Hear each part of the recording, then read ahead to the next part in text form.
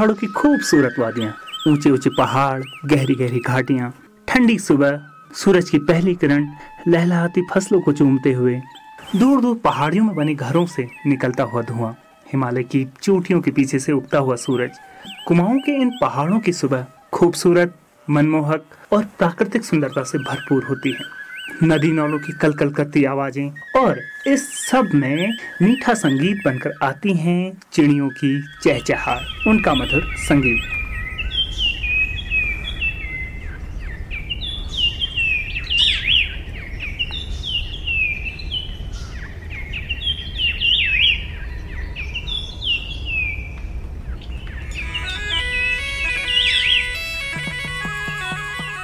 नमस्कार दोस्तों, स्वागत है आपका सामुदायिक रेडियो कुमाऊं वाणी में और मैं हूं आपका अपना रेडियो दोस्त बहादुर संगीनवाल। श्रोता मित्रों, आप और हम कुमाऊं के पक्षियों को देखते हैं, अलग अलग नामों से जानते हैं। वो हमारी कहानियों, हमारी कहावतों, वो हमारे पारंपरिक गीतों, न्योलियों और झोड़ों का हिस्सा है। इन्हीं पक्षियों की संपूर्ण जानकारी, उनके व्यवहार एवं जैव विविधता में इनके महत्व पर रेडियो कुमाऊं वाणी नेचर कंजर्वेशन फाउंडेशन इंडिया के सहयोग से कुमाऊं के पक्षी नाम की 10 एपिसोड की श्रृंखला लेकर आप लोगों के बीच आई है, जिसका उद्देश्य पक्षियों की संपूर्ण जानकारी के साथ जैव विविधता में इनके महत्व पर जानकारियां आप तक पहुंचाना है। सुबह होते ही पक्षी भी अपने घोंसलों से निकलते हैं। छोटी छोटी चिड़ियां चहचहाते हुए, गाते हुए जमीन में, खेतों में अपने लिए दाने की तलाश करते हैं। सुबह सुबह कलचुड़ियां, जिसे पक्षी जगत में ब्लू व्हिस्टलिंग थ्रश कहते हैं, मीठा मधुर संगीत पेश करती है।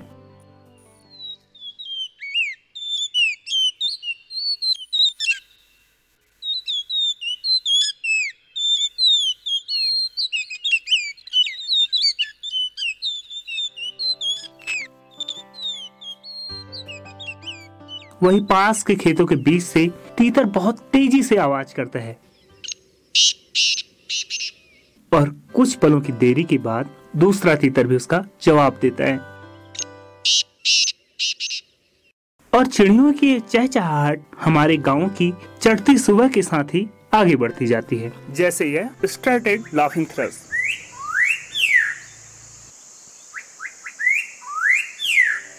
पक्षियों की चहचहाहट ने वातावरण को नई ऊर्जा से भर दिया है। उनकी चहचहाहट ने मानव जीवन में भी अपनी छाप छोड़ी है। पक्षियों से जुड़ी कई कहानियां और संगीत हमारे जीवन का हिस्सा हैं। कुमाऊं की संस्कृति में पक्षियों की अमिट छाप पड़ी है। यहाँ के विवाह गीतों, विरह गीत, यहाँ तक कि घुघुतिया त्योहार में भी इनका वर्णन आपको सुनाई देगा।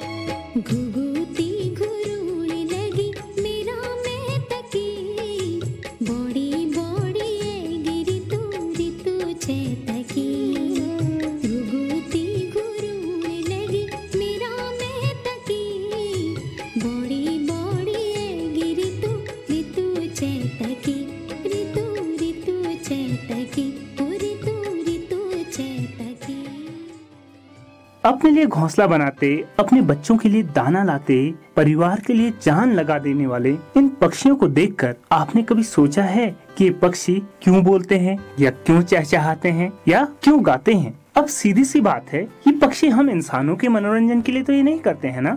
इसी विषय पर आज का एपिसोड हम आप लोगों के बीच लेकर आए हैं। चलिए हम इंसानों के उदाहरण से समझने की कोशिश करते हैं। जब मुझे ही अपनी बहन या माँ या दोस्तों को कुछ कहना हो तो मैं उन्हें आवाज देता हूँ। इसी तरह पक्षी भी संपर्क करने हेतु आवाज निकालते हैं और इन्हें हम कॉल कहते हैं। बर्ड्स कॉल या पक्षियों की आवाजें। पक्षी कॉल आवश्यकता पड़ने पर ही निकालते हैं और पक्षी इन आवाजों का उपयोग बड़ी मात्रा में सूचनाओं को कुशलता पूर्वक प्रसारित करने के लिए करते हैं। ये तो बात हुई कॉल यानी पक्षियों के आवाज निकालने की, लेकिन पक्षी गाते भी तो हैं, जैसे कोयल।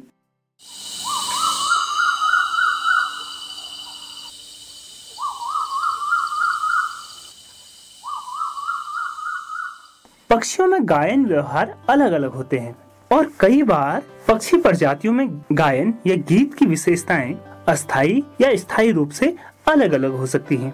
कई प्रजातियां जैसे थ्रस और चैट केवल प्रजनन के मौसम के दौरान ही गाती हैं, जबकि अन्य जैसे बुलबुल पूरे वर्ष गाती है। कुछ प्रजातियों में केवल नर पक्षी ही गाते हैं, जबकि कुछ अन्य प्रजातियों में मादा पक्षी अकेले या नर पक्षी के साथ युगल गीत गाते हैं।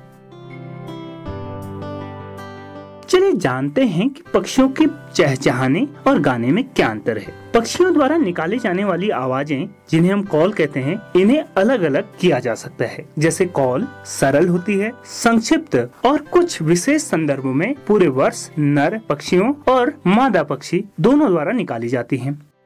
उदाहरण के लिए वो अपने साथी पक्षियों को खतरे से बचाने के लिए आवाजें निकालते हैं। कई बार दूसरे पक्षी को धमकाने के लिए आवाजें निकालते हैं और कई बार पक्षी गाते भी हैं। गाने आमतौर पर लंबे और जटिल और बड़े पैमाने पर नर पक्षियों द्वारा ही गाए जाते हैं।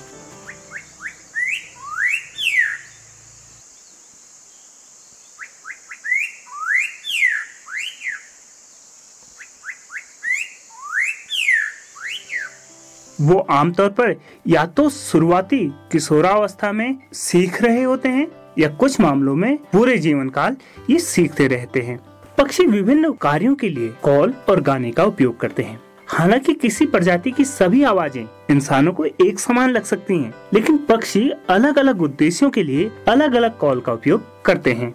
जैसे वो अन्य पक्षियों को और शिकारियों से उनकी साजिशों को चेतावनी देने के लिए, या नई जगह पर खाने की खोज करने के लिए, अपने झुंड को एक साथ एकत्रित करने के लिए, अपने परिवार के अन्य पक्षियों को पहचानने के लिए अपनी कॉल का उपयोग करते हैं। प्रजनन के मौसम के दौरान नर पक्षी परिवार शुरू करने के लिए मादा पक्षी को आकर्षित करने के लिए गाते हैं और वो अन्य नरों को अपने इलाके से दूर रखने के लिए भी गाते हैं। सहवास के लिए तैयार नर पक्षी एक पेड़ की सबसे ऊपरी शाखा ढूंढेगा और सुबह की धूप में अपना रंग चमकाएगा और आसपास की मादा पक्षियों को अपने क्षेत्र में आकर्षित करने के लिए बड़े उत्साह के साथ गाना शुरू करेगा। जैसे पर्पल सनबर्ड का उदाहरण आप ले लीजिए।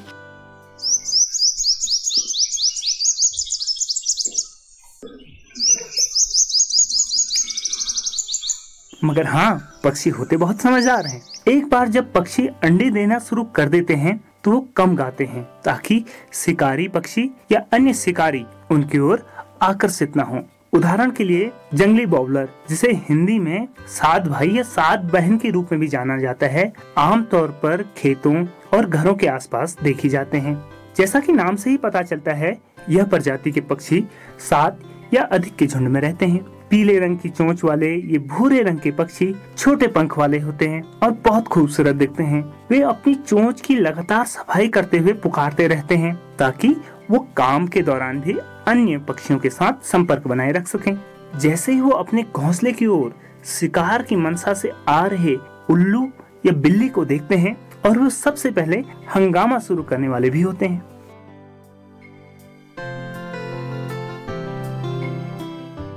श्रोता मित्रों, आप और हम संगीत को बहुत पसंद करते हैं। बॉलीवुड गायिका लता मंगेशकर और किशोर कुमार की तरह ही कुछ पक्षी प्रजातियों में युगल गीत गाने का भी चलन है। प्रजनन के दौरान ये पक्षी गीत गाते हैं और दूसरा पक्षी उसका साथ देता है। कई उष्ण कटिबंधीय प्रजातियों में युगल गीत इतना सहज हो सकता है कि यह मालूम करना कठिन हो सकता है कि एक पक्षी गा रहा है या एक से अधिक पक्षी गा रहे हैं।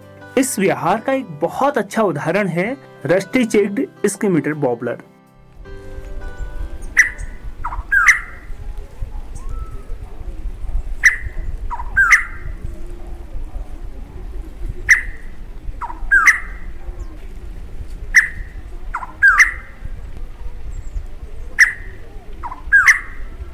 सफेद गले और छाती वाला भूरे रंग का पक्षी अपनी अजीबोगरीब चोंच के कारण अचूक होता है, जिसका आकार एक कैंची जैसा होता है। यह आमतौर पर खेतों के आसपास की झाड़ियों और झाड़ियों से लगे कुछ जंगल के किनारों के साथ देखा जाता है। गीत को सुनने वाले व्यक्ति को यह एहसास नहीं होता कि पूरा गीत नर और मादा पक्षियों द्वारा अलग अलग भागों में गाया जा रहा है। कई बार हम देखते हैं कि कुछ पक्षी बड़ी अच्छी नकल भी कर लेते हैं। आपने सुना ही होगा कि कुछ पालतू तोते हिंदी जुबान भी बोल लेते हैं। कुछ पक्षी न केवल अपने करीबी पक्षियों के गीत गाते हैं बल्कि अन्य पक्षी प्रजातियों के गीत भी सीखते रहते हैं। पक्षी अन्य पक्षी प्रजातियों के गीत और कॉलों की नकल करते हैं जिससे वह अपने साथी पक्षी और साथी मादा पक्षी को प्रभावित कर सकें, या कई बार वो ऐसी आवाजें सीखते हैं जिससे वो अन्य पक्षी प्रजातियों को अपने घोंसले से दूर रहने के लिए सचेत कर सकें या डरा सकें। वो शिकारी पक्षी जैसे उल्लू या कौवा ऐसे शिकारी पक्षी प्रजातियों की कॉल का भी नकल करते रहते हैं। वो इन आवाजों से अपने घोंसले की तो सुरक्षा करते ही कई बार अपने भोजन की सुरक्षा और अपने घोंसले के आसपास के क्षेत्र की भी रक्षा करते हैं। कई बार पक्षियों का गायन प्रभावित भी हो सकता है, जैसे सुबह सुबह बादल लगने के दौरान हो सकता है, और यह स्थिति उनके गायन की शुरुआत, उनका चहचहाना या गाना कब बंद होगा ये भी निर्धारित कर सकता है। कुछ पक्षी ऐसे होते हैं जो रात में बहुत एक्टिव रहते हैं। उदाहरण के लिए आपने कई बार देर शाम उल्लू की आवाजें सुनी होंगी।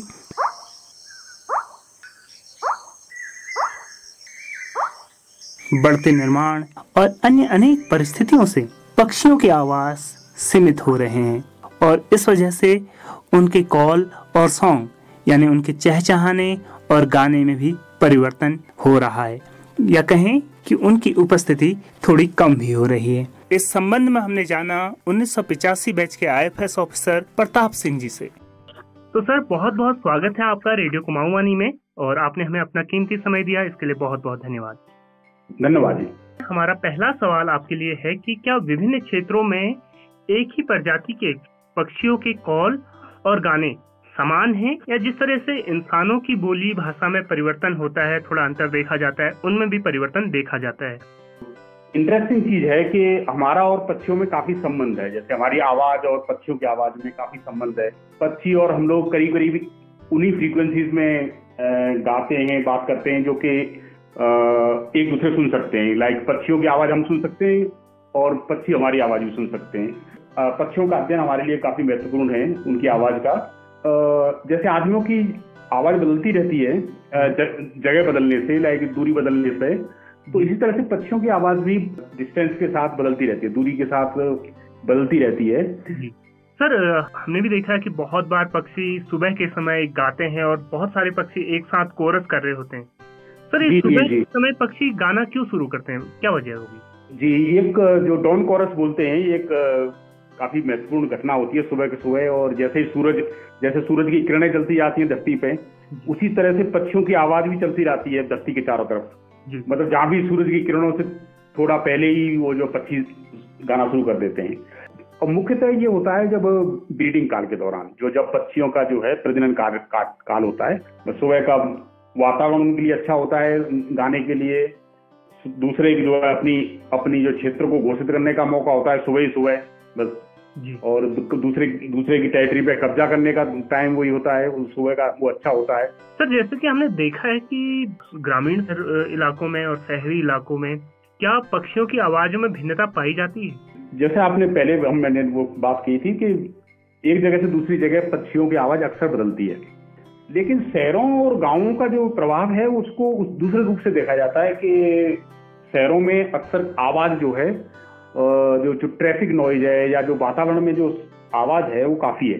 तो इसलिए कुछ पक्षियों की आवाज छुपने की वो है, तो वो कुछ जो फ्रीक्वेंसीज होती हैं जो उनकी उस आवाज की वातावरण में भी बहुत जगह से पैदा हो रही है वो आवाज। ट्रैफिक नॉइज है, ट्रैफिक की आवाज है, या आदमियों की आवाज है, भीड़ की आवाज है, तो उस तरह की आवाज में फिर पक्षी पैदा करेंगे तो वो सुनने में थोड़ी मुश्किल होगी।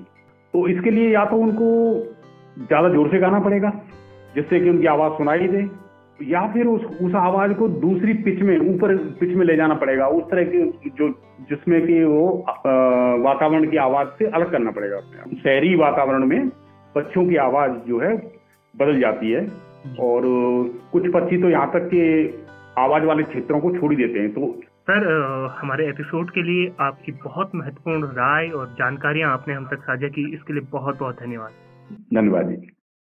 कटते जंगल, सूखते नदी नाले और कम होते प्राकृतिक आवास, इन सब का पक्षियों पर बहुत बुरा असर पड़ा है। और धीरे धीरे जो कॉल और सॉन्ग यानी जो पक्षियों के गाने और जो उनकी चहचहाहटें हम सुनते थे वो धीरे धीरे कई बार कम भी हो रही हैं। श्रोता मित्रों, हमें और संवेदनशील होने की जरूरत है ताकि हम पक्षियों के प्राकृतिक आवासों को बचा पाएं। इसी संदेश के साथ आज के कार्यक्रम को यहीं पर समाप्त करते हैं। अगर आपको इस कार्यक्रम के संबंध में अपनी राय या सुझाव हम तक पहुंचाने हैं तो हमें संपर्क कीजिए 9536476660 पर। इसी के साथ अपने रेडियो दोस्त बहादुर संगीनवाल को दीजिए इजाजत। नमस्कार।